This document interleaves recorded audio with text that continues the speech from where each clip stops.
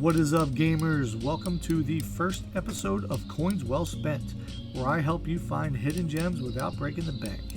Every week, I pick 5 random, interesting-looking games on Steam that cost less than $10 and have just been released within the past couple weeks. I'll play each one to give you a quick, honest review so you can decide whether they're worth your time and a few of your hard-earned coins. Let's jump in to see if any of these titles deserve a spot in your library or if your coins are better spent elsewhere. Up first is a game called Pogo Pogo.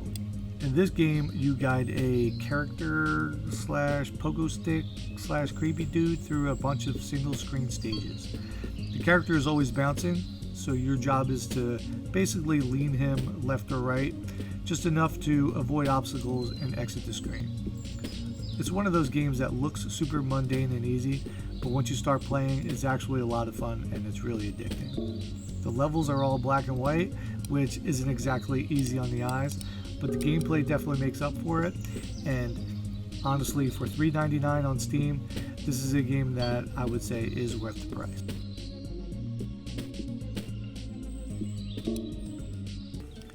Next up, we have Day of the Shell Prologue. This is a one-turn, one-click style gameplay, which I'm actually fairly new to, but I really liked.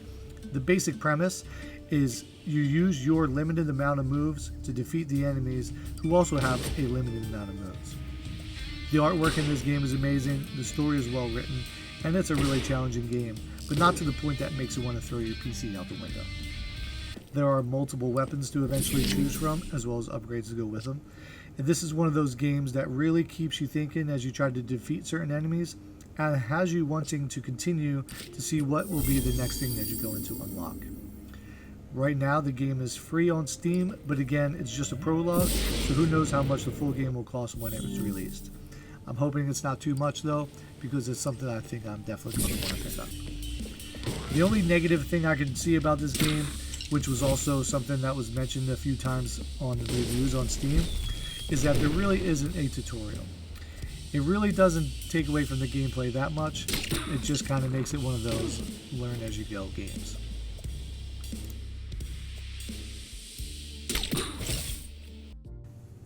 Next up, we have Glorious Golf. Of all the games I've tried this week, this is the one that definitely has a lot of work that needs to be done on it. The concept is kind of fun. You basically explore this German farm area by hitting a golf ball throughout it.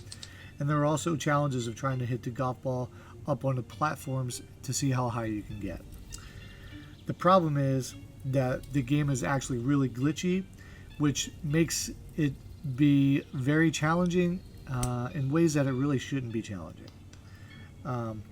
There is a fun list of achievements that go along with this game that I really did enjoy, but overall, with how many issues it's having and how much work it really needs before it's a fun playable game, this is one that I would say you should save your money on, even at the low price of $1.99 on Steam.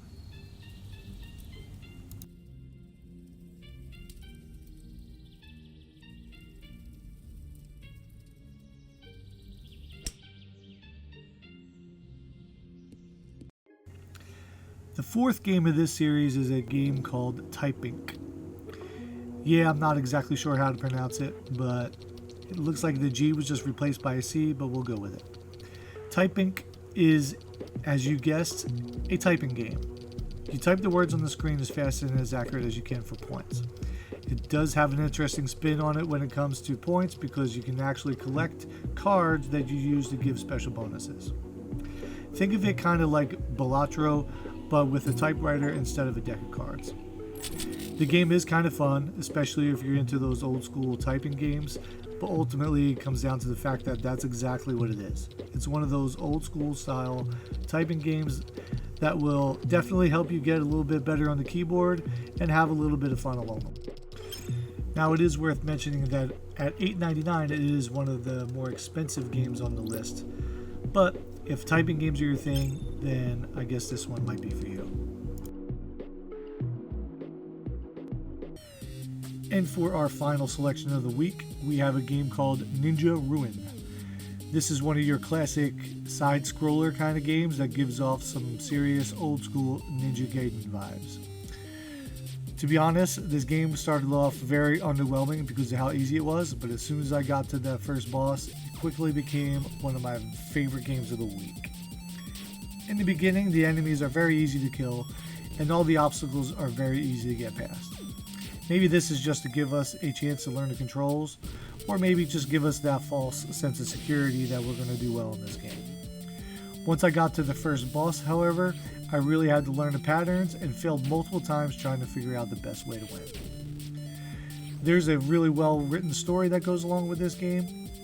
The graphics are not the best, but for $1.59, I can appreciate that the effort went into the quality, fun gameplay instead. Overall, this is a pick that is definitely worth the price. Well, that wraps up my first video of the channel.